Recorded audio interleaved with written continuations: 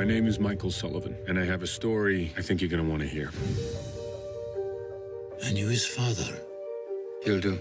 The program is called Oil for Food. The UN would manage the sale of Iraqi oil and use the profits to provide humanitarian relief to alleviate the hardship.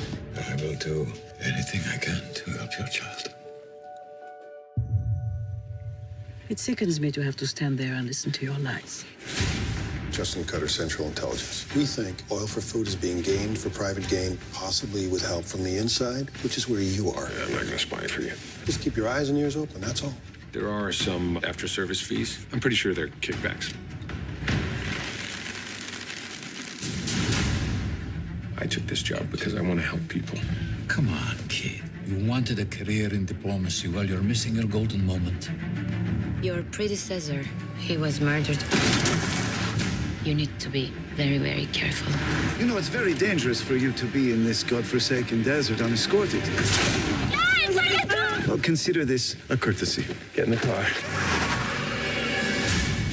For as long as I can remember, I wanted to make a difference. We've been through this, Michael. This is how it works. Moscow, Beijing, Saddam, hedge funds, mafia, greed. And whose side are you on?